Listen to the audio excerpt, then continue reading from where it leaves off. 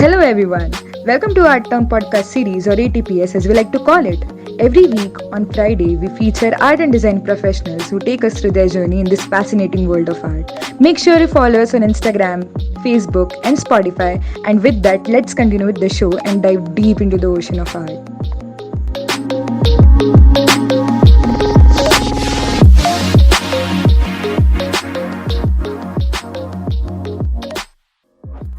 Want to know more about the user experience designing?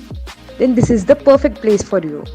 Today we have with us an expert in UX designing, Lawanya Ramchandra. She is a product designer and has worked with multiple companies to enhance their customers' experience. She has a deep passion for understanding how technology impacts people's behavior and influence their habits. She finds the solution to even the most complex problems through her designs. So let's move into our conversation and dive deep into the knowledge of user experience.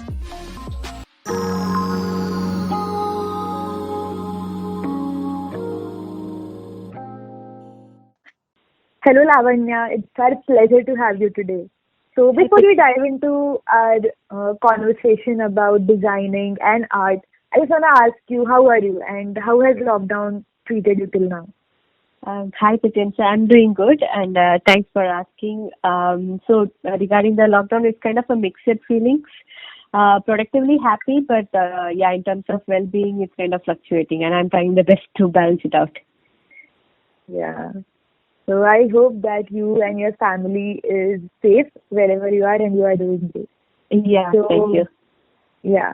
So, moving towards your, early life, I just want to ask you how, did you come across the field of design?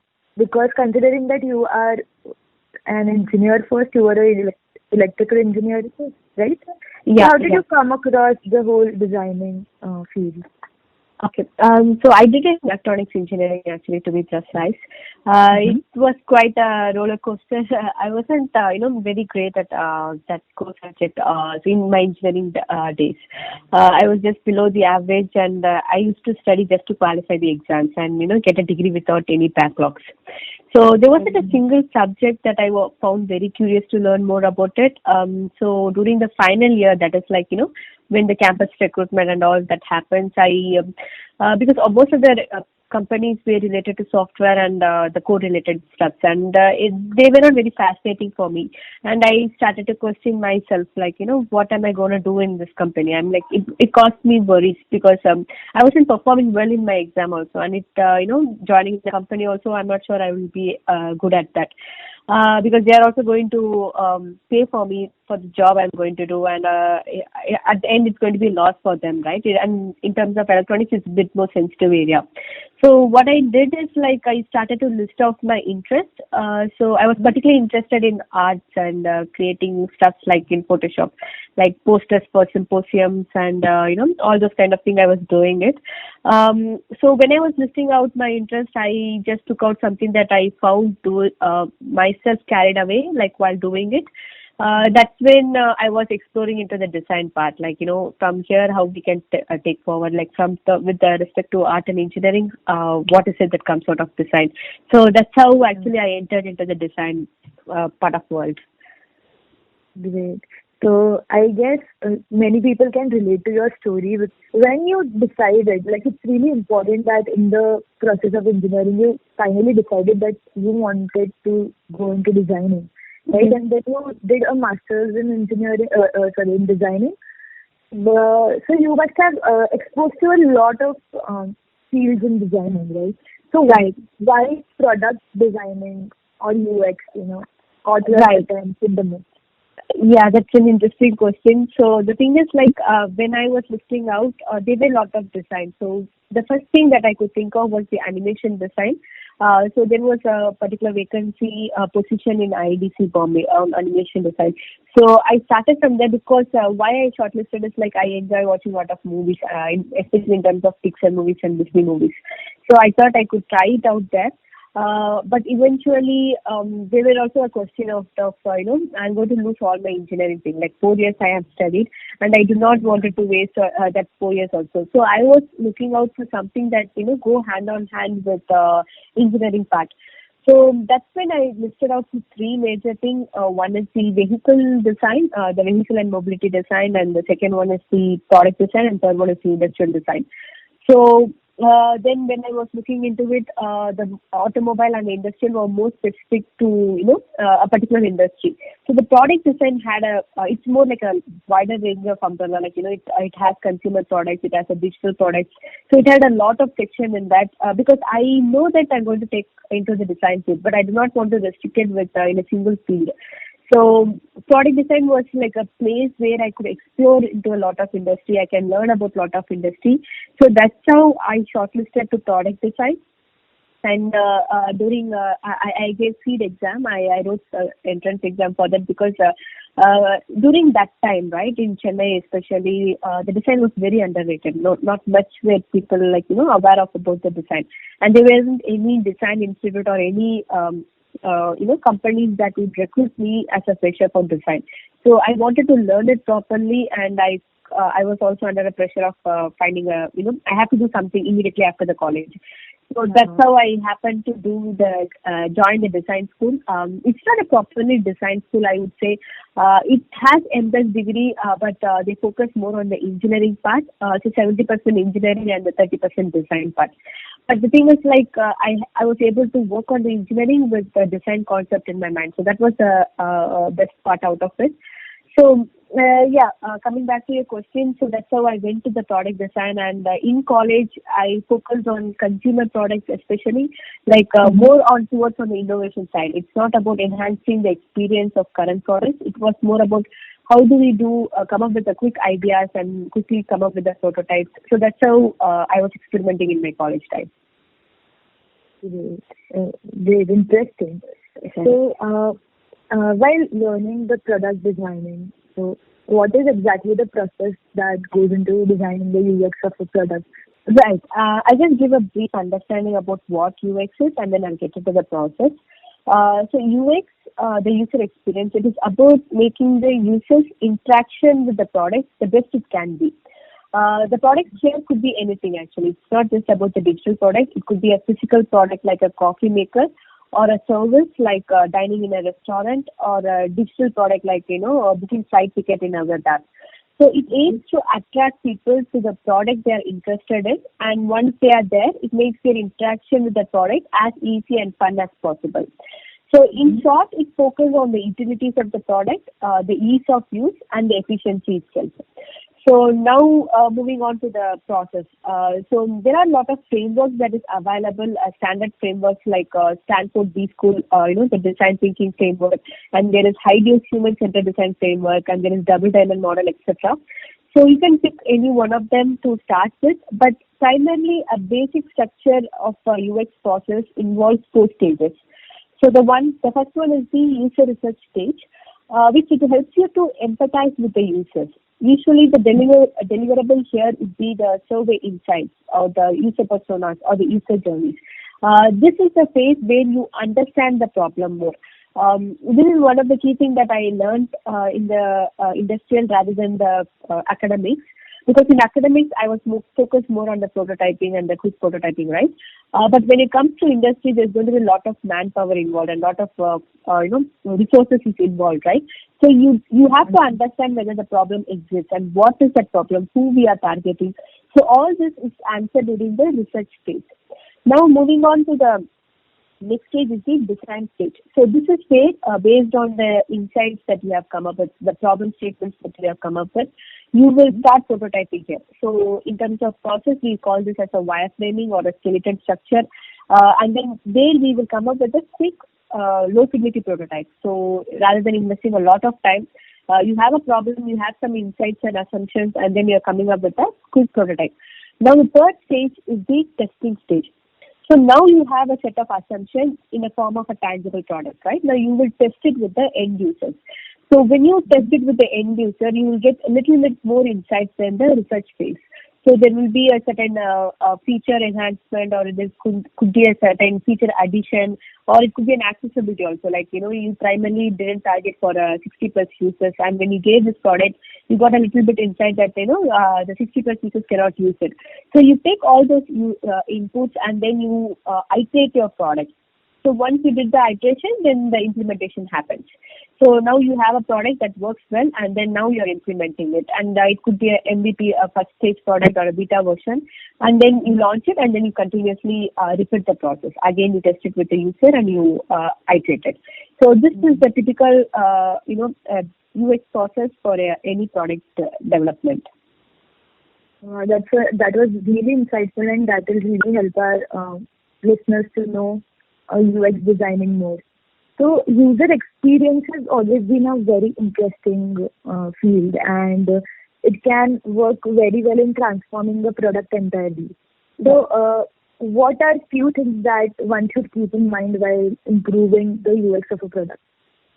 So two things that I actually try to follow when I work on improving the UX for a project is, the first one is knowing your users.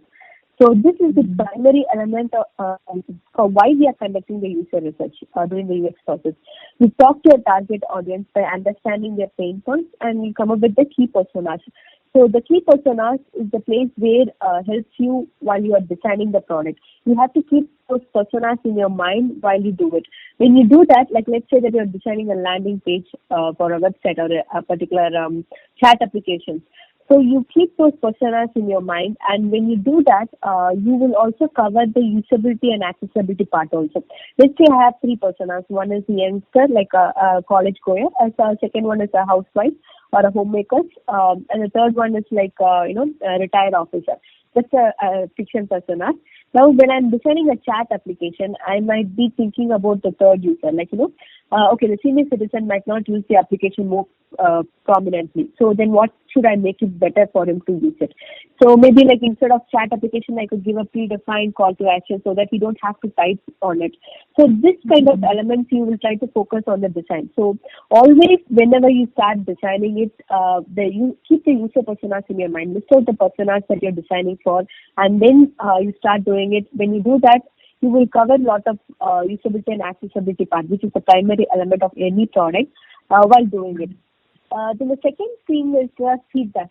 So once you're done with the design, you have to involve people who were not involved in the project. That is, like, you have to show your design to people who did not work with you in that project. So it could be both designers or non-designers, or it could be the users also. It helps you to get a fresh perspective, and it also helps you to focus on the elements that you must have, missed out while designing. So I would tell these two important things: then knowing your users, and the second one is get continuous feedback on your process. Yeah, insightful. So you I've gone through your profile. I've seen the work that you have done, and it's pretty amazing. So, what among these projects you had most fun working in? Because there must be a product that was really difficult, and you just came up with an idea, and it turned out to be like the greatest project that you have done till now. So, was there any project like that? Yes, actually, most of the projects that I work right now is on B2B, that is more like an enterprise-related product. There was this one particular project. Actually, I love creating impactful products, something that, touches positively to the people. So there was this one product called wellness application for enterprises. So I was doing the research process for it, like talking to people. And one interesting thing about being a designer is you have to understand the context you're designing for. So when I take this study on wellness, I need to understand the entire subject about wellness. That's when I can do a proper, I can tailor the design for the users. So before being sent to this project, to me, wellness are it was pretty much associated with physical health. I thought when it is being wellness, it's about going to a gym or going to yoga class.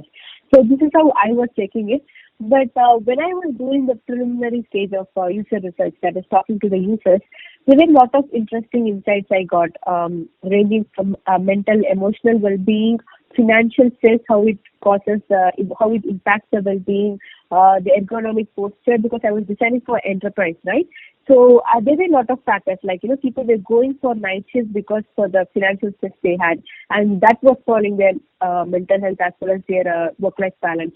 So there were a lot of factors that was there behind well-being. It was like, it was like an eye-opener for me.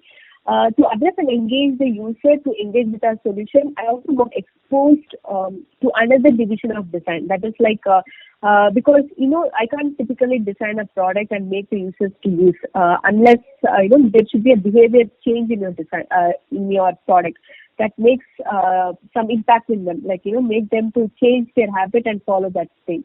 So that's when I was exposed to this behavior design concept, and it's about understanding the cognitive biases of the users and using that biases to help you change their behaviors. It is same like the dark patterns we see in the website, right? Like when you try to register something without knowing things, right? So it is the same concept, but you're using it in a right way. You are going to bring an impact to the users. Like for example, let's say that you are watching a monitor very closely, and then suddenly there is a message popping out saying that you have to blink 5 times a minute in order to reduce strain in your eyes.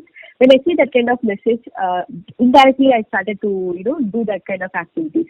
So we were working on coming up with nudges and a little bit of ideas on how do we make that a little bit more insightful or design in a way that it will shape their behaviors. So this project was actually an eye-opener for me because it opened the door of possibilities of bringing impact through design. Because before then, I was associating design with visual elements and how do we make a delightful one.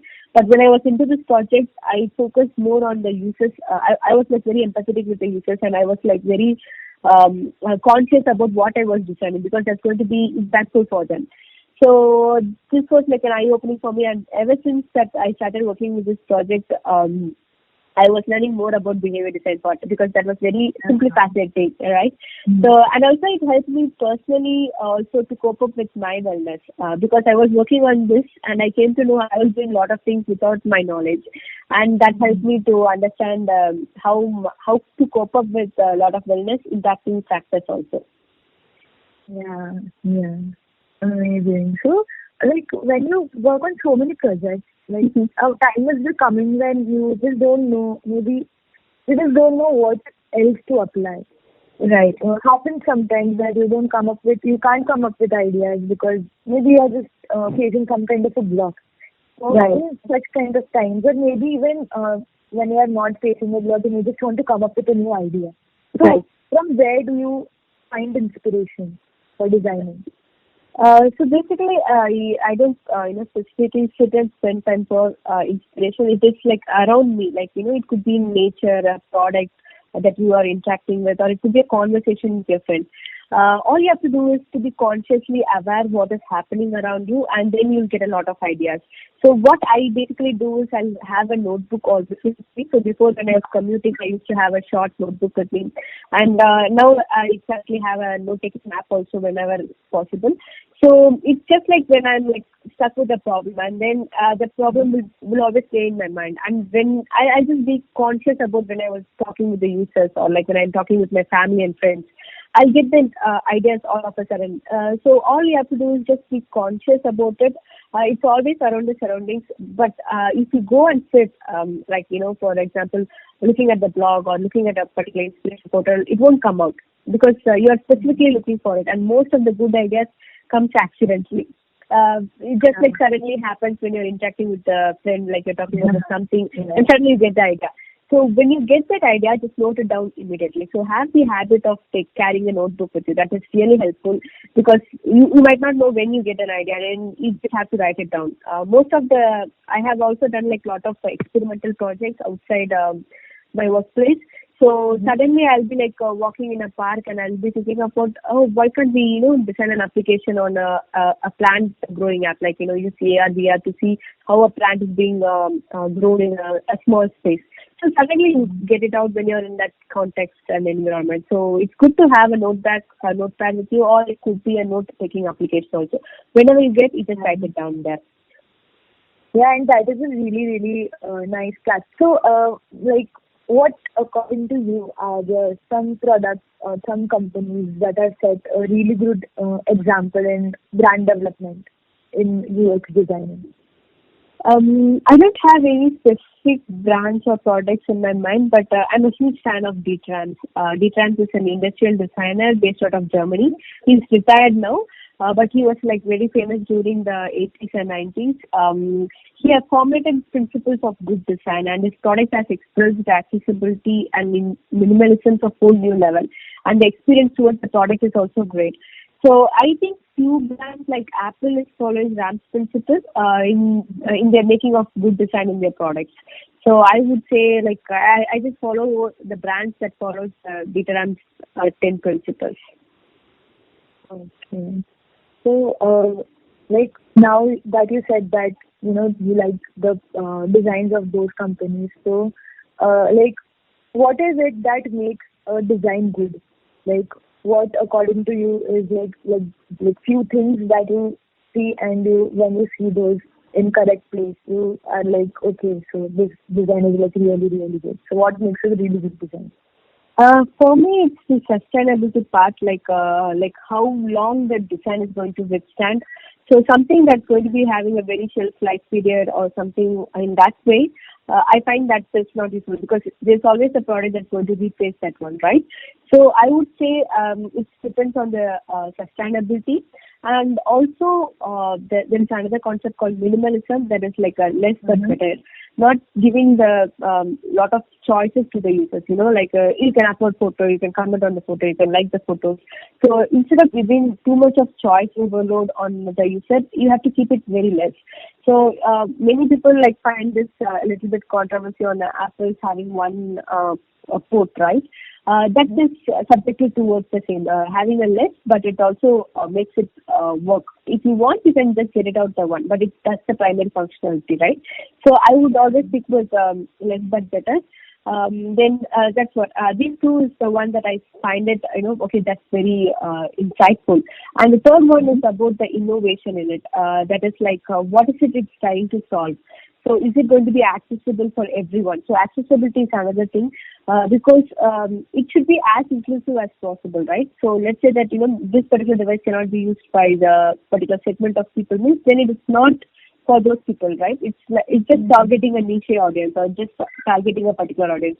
So if this product can be a user inclusive for everyone, I saw this in one of the videos in Twitter, like the iPhone was being used by a person who was blind, just using the Siri voiceover, asking her to open the call, make a call there, and then that Siri voice application is like it may not be useful for us, but people who cannot use mobile, they can find it very insightful, right?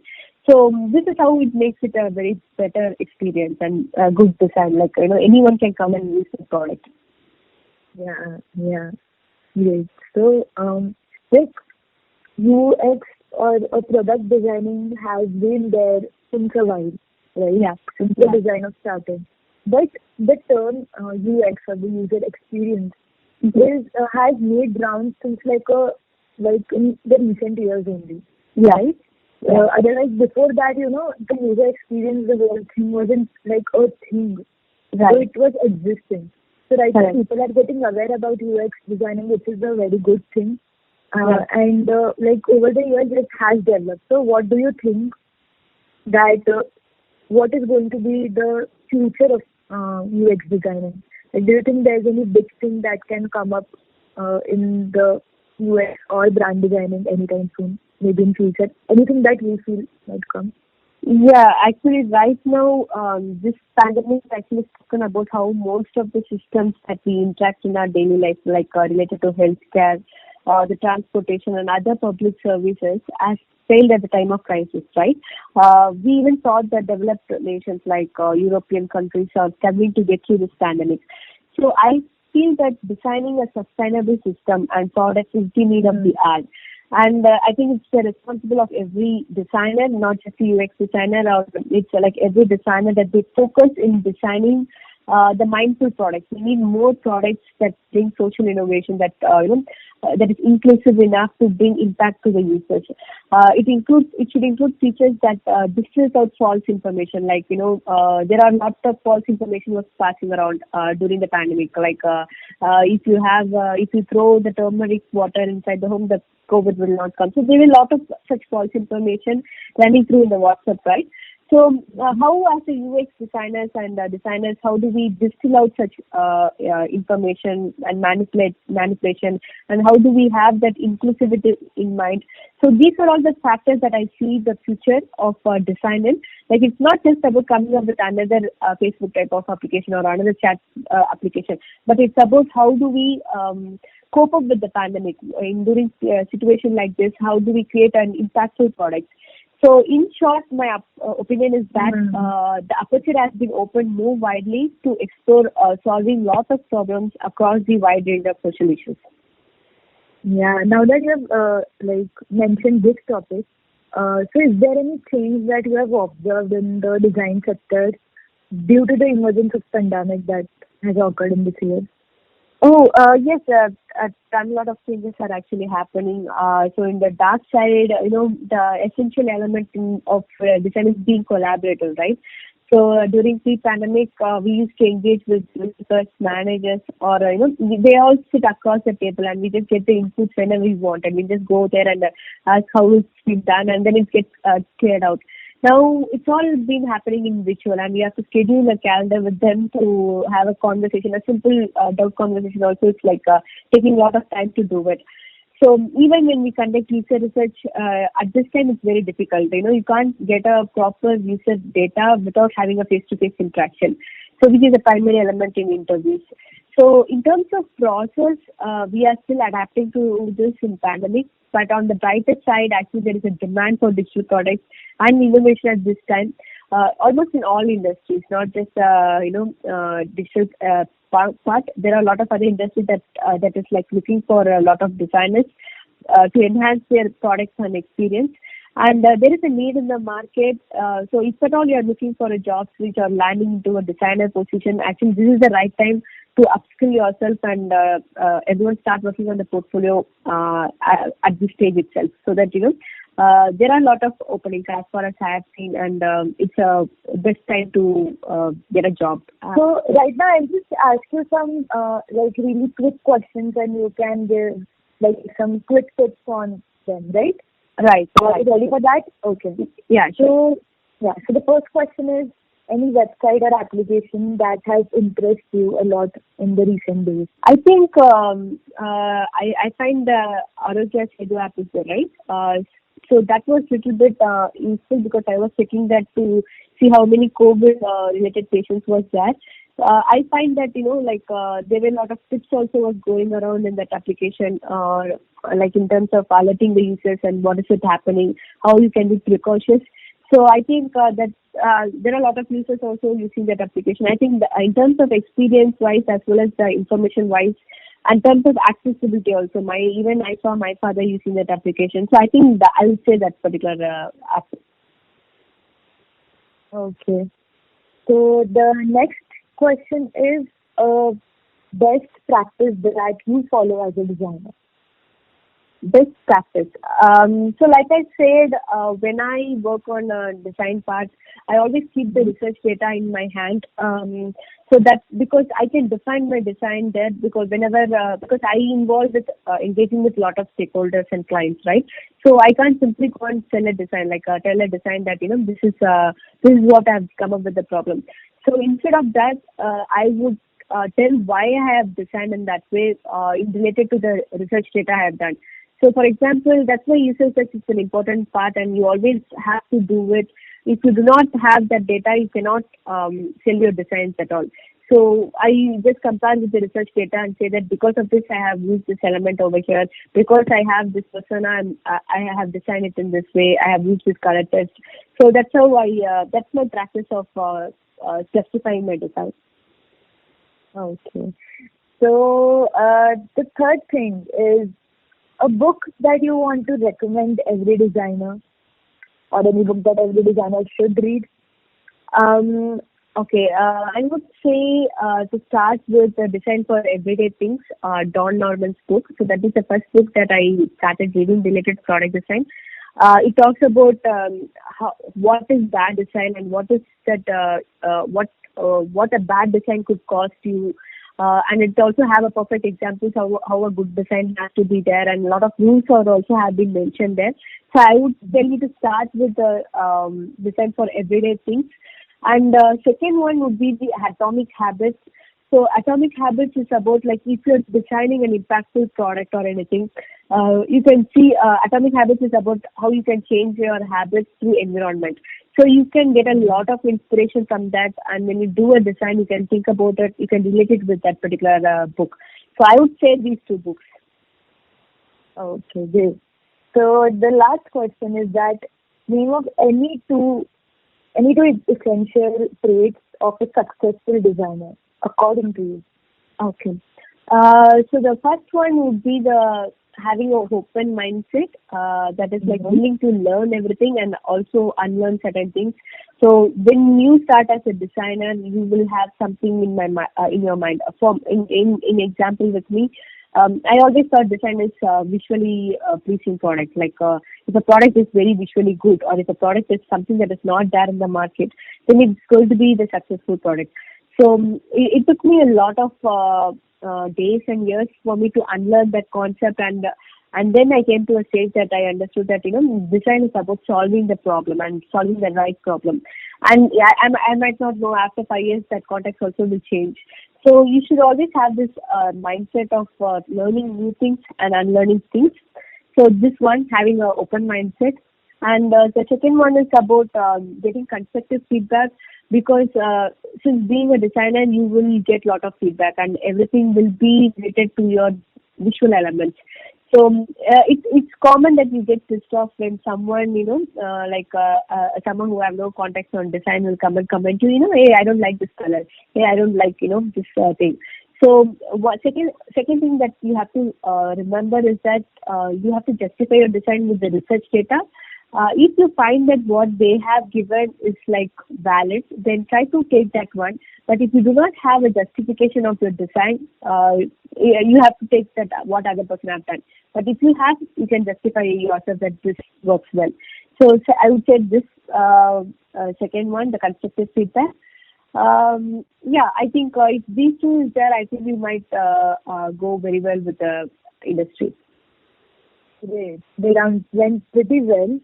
So now coming to the end, I want to ask you, is there any kind of dream project that is there in your mind that you want to do some or the other day in the future? Right. Actually, yes, I have. I actually wanted to work in a team of policymakers. The Sustainable Development Goals. The United Nations have a team. They prepare these goals, and then they prepare the policies also. So they have this team that does the groundwork. They do the research data, and they come up with the policies that will make a impact for the end audience.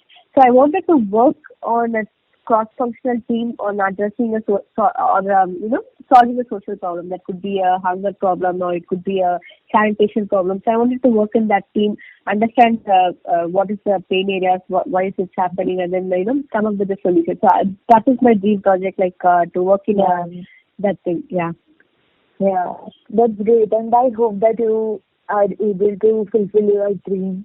So thank you. Yeah. So coming to an end, what are few suggestions that you want to give to the listeners, or any budding artists who is out there who want to excel as an UX designer, or maybe start their career in UX designing? Okay. So for people who are looking to enter into this design sector, like I said before, the traits, it's same here. You have to keep your mind open, willing to explore the various departments of design, and it is not always just creating delightful interface and fancy animations.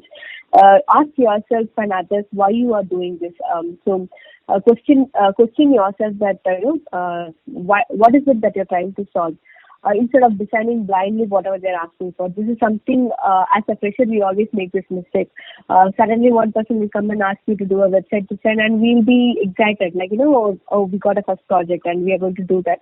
So just be cautious about it, ask them why you are doing that, because you will also understand the subject and what is it that you're trying to solve. Keep probing yourself with questions, and keep your mind open to take others' opinions as well. A good designer would want his or her design to be challenged, and the intention is not about convincing others that it's a good design and cursing them that they don't know what the value of design, but provide a justification. And in order to do the justification, you should ask the right questions. So this is what I would tell the designers who are entering into the UX field. Don't have everything in the visual mindset. There are a lot of things behind the interface that you see. Yeah, yeah. So that was very helpful and it was really insightful, and I am quite sure that the whole conversation that I had with you is going to inspire a lot of people out there, and the suggestions that you gave right now are totally going to help people. Thank you so much. Thank you so much for connecting with us.